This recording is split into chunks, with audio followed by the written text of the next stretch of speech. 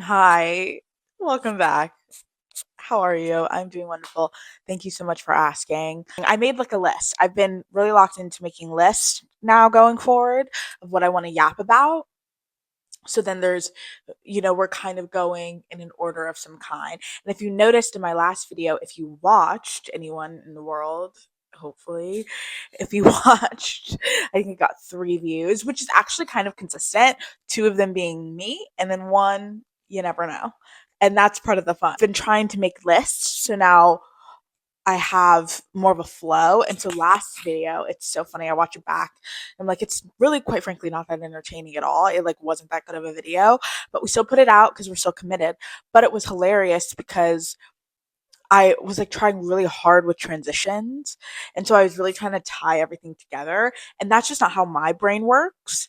And so then, like, I feel like what was happening is I would be like talking about my cunt playlist because it was all about my Spotify playlist. And I was like, and now on the topic of RuPaul, I mean, in a lot of ways, the way that RuPaul has just been a trailblazer. And then when I think about trailblazers, I'm like, who trails blazes? Like, kind of deep down, like, what does blazing a trail even mean, like, in real time? And when I think of trailblazers, I think of grass. And when I think of grass, I think of being outside and I think of movement. And, like, perhaps in a way, let's talk about, if you're down for it, my running journey and where I'm at with that. And it's like, whoa, what? And I felt like I was doing that so much in the video. And it was like, Kayla, hey, so it's okay to go. We're done talking about RuPaul. Let's talk about my running journey and where I'm at with that. Like, it's okay to like jump, hop, and skip. And actually, like, please do jump, hop, and skip because the people are confused. The people being me, which is crazy because I'm the one that said it. And I was watching the video back and I was like, what? Hey, so like, huh? So now I'm just gonna like jump to topics because I have them all written down. There's stuff I want to talk about and I want to update people on because this is like a video diary for me and I want to overshare in the chaotic way I like to share things and not feel like I have to do it in some kind of order because frankly I don't know how to order things as we saw in my last video. Like just so insane. So we're gonna start today off talking about dive bars. We are because I have been in the last week I've been going out so much, but I typically, when I go out, I have like my go out friends, like friends I like, well, go out with. And it's like club, another club, bus, hookah lounge. Like it's just like it's that vibe, right? And so I have never been like a dive bar person. Not that I didn't want to be, but like I didn't have people I went to dive bars with. And so I have a couple work friends that I've made since my time at my new job and they like all live kind of near me and they have dive bars that they go to and they spend years there, like they go like every week and so everyone knows each other there and they're there for like 6 hours, like they get there at 10, they don't leave until 4, like they're there all night long and they're there all night like playing darts like it's like super chill, like playing darts, talking, maybe a little pool, just racking up a tab and just yapping. Like it's so interesting to me and I was so intrigued by it. And I was like, there's no way. Like, I feel like when they say they're going home at like 5 a.m., I'm like, I'm not believing them when they would talk to me about it. They're like, go out with us. Because I was like, there's no way they're doing that. And it's actually fun. They're just saying that and really just kind of sitting in a corner maybe for 6 hours. No, I went out with them. Whoa, like shot after shot after shot, tequila soda, tequila soda, tequila soda, splash of pineapple. It's like go, go, go. And then the drinks at this place are so cheap. And there's no drinks in the city that are that cheap, right? I'm paying like $4 for a shot. Oh my god, that's pre-COVID prices. That's pre-COVID prices. That's how I imagine that those kind of prices. $4 for a shot. $8 for a cocktail. When I think of like those beautiful prices for drinks, I'm thinking like 90s prices. I'm thinking like golden age of America if we ever had one age prices. Like such good pricing. I'm like, oh god, no wonder you guys are here. You could spend $100 and be like drunk off your ass. I spent $100 and I'm still somehow on my first drink. I like I'm the kind of person like it's drinks are so expensive now. I'm like I can't even like have a guy like flirt with me and get me a drink because I'm like, can your account like handle that? This economy is kind of crazy. Like, can you handle that financially speaking? Like, please feel free to pull up your bank account and like really evaluate that. on like a deep level before you purchase me this drink, because yeah, I want my tequila soda with a splash of pineapple. I do, but I don't want you to go into bankruptcy for it. But this place, it's nothing like that. Like, it's great. The drinks are so cheap, and the people, the vibes are immaculate. Such characters. I love this is what I always imagined a dive bar to be, where like the characters I've met, because I've gone like 4 times in the last week, and they're so right. Every time I've been there until like 5 a.m. And I get it now, because you meet so many like weird people, and you're like, I need to know your whole life story, because you're bizarre.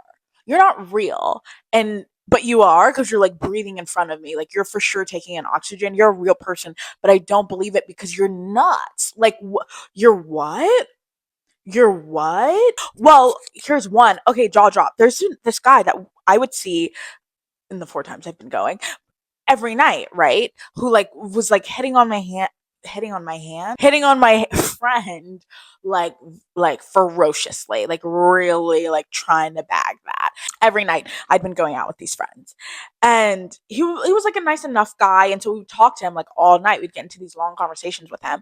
And he would talk in the way that like drunk guys talk, where you're like, oh, he's like definitely single. He's definitely single. He's just like really just throwing it out to everyone like in his orbit. And so I was like, oh, so this is like a single guy. Like, you just assume like someone who's talking in that way is single. So imagine my jaw dropping when I find out not only is he like not single, no, he's not single like in the eyes of the state, in the eyes of the federal government. He's married, girl. He's married with a kid. And I find this out from my friend that he's been like really putting in the work for. Because one night I'm not there, and like no one's like really there. She's there later. And like he's like, I come with baggage. That's why it's like hard for me to date. And she was like, what kind of baggage? And he was like, my wife and kids. Ew. That like really threw me for a loop. So like some of the characters I meet at this place, it's fun, they're hilarious. Others like that, I'm like, ew. What, you're married?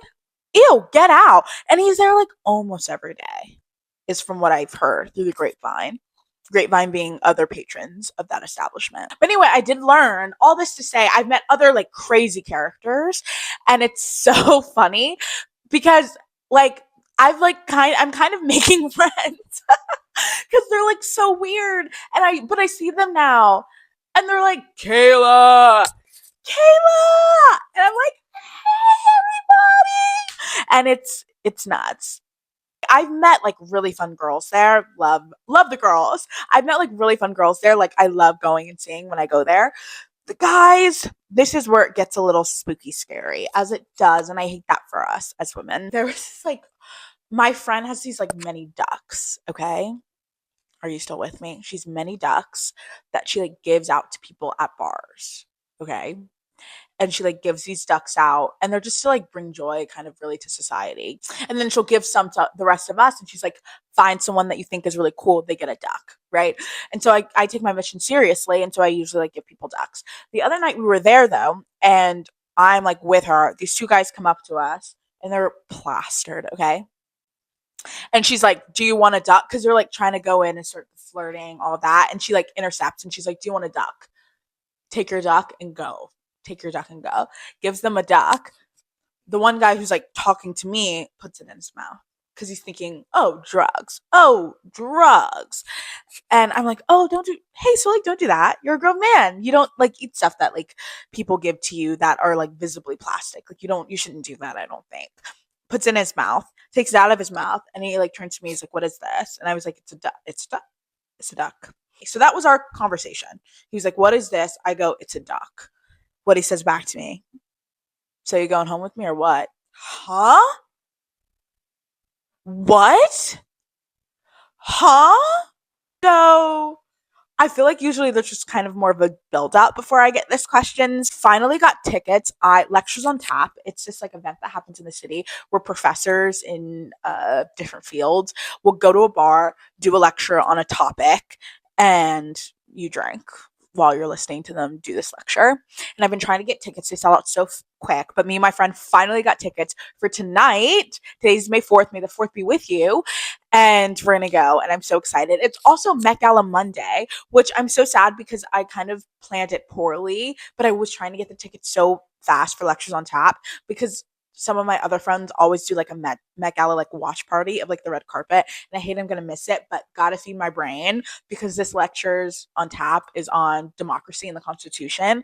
So important, I think. Also, Met Gala Monday is Beyonce dropping tonight the single? Are we getting the Act 3 announcement? I don't know. I'll be back next week with another video and I'll be either like super happy because she announced it or upset. So we'll see. Well, speaking of fashion, this is actually a good transition moment because on Sunday, me and my friend went to go see The Devil Wears Prada. I've been in a social era, so I've actually been seeing people not cooped up in my apartment. We went to go see The Devil Wears Prada, the sequel, Devil Wears Prada 2. I loved it. I know people love to hate everything on the internet now. I loved it. I thought it was good.